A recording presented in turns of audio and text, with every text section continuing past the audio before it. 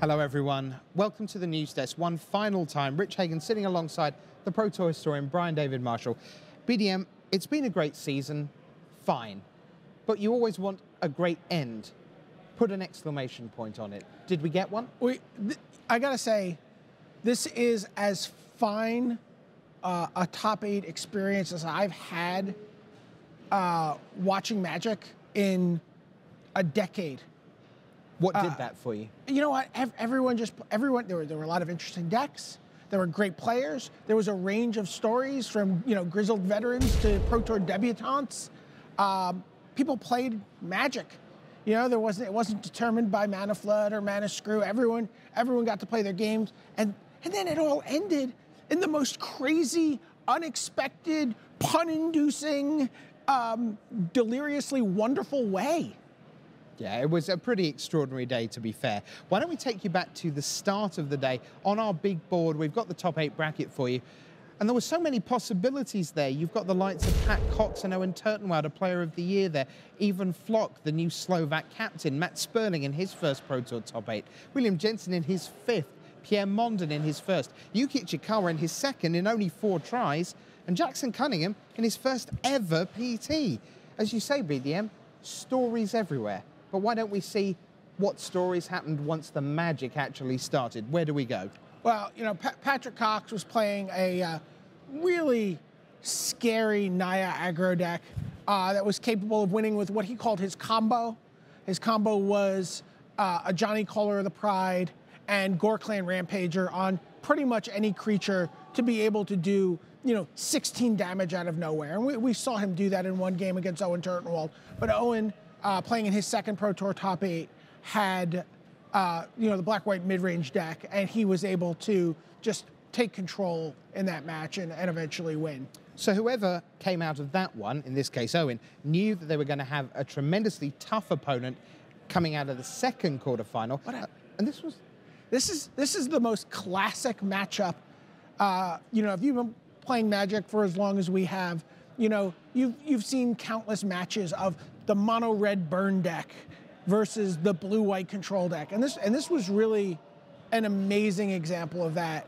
Matt Sperling playing red white burn, playing it masterfully all weekend. One of 2 players, the other being Ivan Flock, who kind of crossed themselves off the list of players with triple-digit lifetime pro points and no Pro Tour top 8. And it was just, it was like, okay, he just Sphinx's Revelation for 6. It was like, this race on Matthew Sperling's part to get through Ivan Flock's, counter spells and card draw and really get him before, the Sphinx's Revelation for 6, which is often followed by the Sphinx's Revelation for 8. And an amazing match. And Ivan Flock in a deck without win conditions found a way to just stay ahead of the wave of flame that Matthew Sperling was throwing at him. Yeah, and Sperling had a terrific weekend, not just for making it to the top 8, but he conducted himself fantastically in the top 8 in a very tough matchup, because once you have that Sphinx's Revelation against you, you know you're going to die. And he got carried out on his sword with an awful lot of brownie points. So well done to Matt Sperling. But that meant that Flock would face Turtenwald in the semis. What about the bottom half of our bracket? Well, we had William Jensen against Pierre Mondin and Yuki Ichikawa against Jackson Cunningham. So let's see the result of our third quarterfinal. And that saw Jackson Cunningham, the rookie, beat Yuki Ichikawa, who would have been an amazing story if he'd made it through. Well, I mean, he's still an amazing story. He's played in 4 Pro Tours. He's got 2 top 8s. The guy's, very accomplished Magic streamer in Japan, and shows that, he has what it takes to play, Magic in real life as well with these 2 top 8s. His Jund Monsters deck was really a fearsome thing to behold. Yeah, Planeswalkers everywhere, right? Yes, Jund Planeswalkers. I apologize. But Jackson Cunningham had, really like the cleanest beatdown deck. It was green and white. It was a Selesnya beatdown deck. And he was able to just, power through Ichikawa's deck. Yeah, that one went to 3 games. The first 2 were both clean at 2-0, but Jackson Cunningham advanced, keeping the Canadian dream alive of 2 Pro Tour wins in a season. And that left Pierre Mondin in his first Pro Tour top 8 against a man in his 5th, the Hall of Famer William Jensen, who dominated the Swiss rounds of the tournament, got to 12-0 or 11-0 before sort of sneaking in towards the back end as the rounds ran out. What happened in that one, BDM? Well, you know, he was playing the black-white mid-range deck. He's playing against Pierre Mondin, who was also playing a version of Jund Planeswalkers. And in the end, the Planeswalkers ruled the quarterfinal matchup, and William Jensen was set aside in his 5th career top 8. It was a big emotional top 8 for him. He really meant a lot for him to get that 5th top 8. Yeah, largely because at 4, people get voted into the Hall of Fame or not. Right. And he did, but there's still a little asterisk there. I think he felt like he had a little something to prove. He felt it. Yes, he wanted the 5th. He wanted to know that he would have voted for himself in a slam dunk.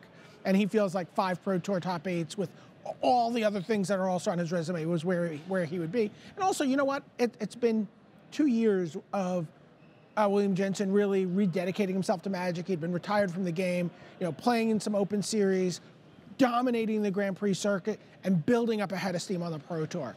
Really trying to, figure it out again, regain that muscle memory, training in a meat locker, punching a side of beef, drinking raw eggs every morning. And, he had a big money finish at the last Pro Tour, and now has followed it up and, had a top 8. And, I was the rest of the field. I would be very nervous about William Jensen going into the next season. And he's going to be a force to be reckoned with at the World Championship. And he really needed a top 16 finish or a top 25 finish here. It wasn't clear which, to leapfrog the rest of the at-large bids in the World Championship. And he did that this weekend. All right, but Pierre Mondin made it through into the semi-finals. And that meant we had Owen Turtenwald against Even Flock. Now, Flock took that one down, but the good news for Owen Turtenwald was that by that point, he had already locked up the captaincy, one of the most prestigious chairs in World Magic, the captaincy of the World Magic Cup team for the United States. Yeah, it really seemed like it was going to be difficult for him to leapfrog past Reed Duke coming in. Reed had a quiet tournament, and Owen Turtenwald, making it through the semifinals was able to catapult ahead of him. So Flock gets to the final, and then we see Mondin against Jackson Cunningham in the other semi-final, Jund Planeswalkers against Green-White Aggro. What happened there? Well, you know what? Green-White Aggro just took the day. We saw just excellent, cheap creatures, two power creatures for 1, 3 power creatures for 2, 4 power creatures for 3, a Johnny Caller of the Pride to back it all up. And Jackson Cunningham was through to the finals in his first Pro Tour appearance. An unbelievable story. Absolutely wonderful, but the majority of people felt that Even Flock, with his blue-white control list, was going to be a heavy, heavy favourite, and that in the end, the very final game of the year might turn out to be a 3-0, or maybe with a stumble, a 3-1 to Flock. It did not turn out that way. No, absolutely not. Everyone put Flock through in their mind to the trophy ceremony with supreme verdicts and planar cleansings and all the card drawing and just some creatureless, robotic victory. Some just like, oh yeah, every turn's the same. He draws cards and he plays lands, and then eventually he wipes the board and he gains a little life. Could you say any more things that really weren't what happened in the story of the final? No, that's absolutely not what happened. First of all, Jackson Cunningham punched back as hard as he got punched. What a great job. Took two games that he mulliganed in, one which he mulliganed to 5 on the play, game 2. Yeah. And was able to just find this perfect sequence of cards, really showed us the power of a Johnny Caller of the Pride. It was, this kind of card that, would seem like okay in the matchup against this blue-white control deck. But it was terrific. And it really put Ivan Flock, put the bricks pressing into his back You know, he was really up against it and under tremendous pressure. And then in Game 5, Ivan Flock mulligans to 6. We look at Jackson Cunningham's hand, and it is perfect. It's just curve-alicious, It is just everything his deck wants to do. It's the blueprint for his deck. And, you know, you looked at Luis and I, and you're like, guys, what does this look like? And we're like, well, you know, against an unknown 6-card hand, this just seems like Jackson Cunningham's going to be our Pro Tour champion. And then? And then we saw Ivan Flock's 6-card hand, which included 2 Nyx Fleece Rams and 1 Archangel of Thune, which is a combo. Really is.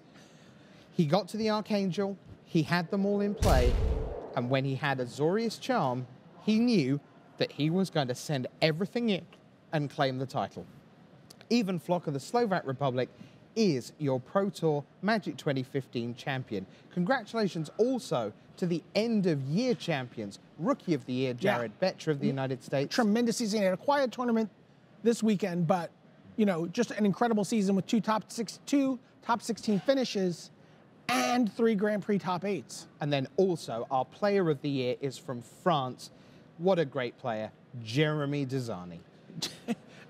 You know, disappointing tournament for Jeremy Desani, finishing 9th in this event. I mean, you know, that's kind of crazy by like 0.20, by just like, you know, by this, you know, it was crazy. He could have easily had another top 8.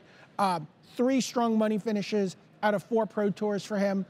Countless Grand Prix top 8 finishes. You know, that amazing gut check victory Grand Prix Milan. In Grand Prix Milan to get himself ahead of Reed Duke in the race, and he never let go of that lead. But the man who may tonight never let go of the trophy is Ivan Flock of the Slovak Republic. Thank you so much for being with us, not just today on Pro Tour Sunday and throughout this weekend here in Portland, but through all the Pro Tours, all the Grand Prix that you share with us, the highs and lows of the best Magic on earth. We would not do it without you. We would not be able to do it without you. So from all of us to all of you, thanks for making Magic the best game in the world. Until we start it all again on the next Pro Tour season of the best Magic on earth. In Hawaii. In Hawaii. For the Pro Tour historian, Mr. Brian David Marshall, I'm your host, Richard Hagan, saying bye.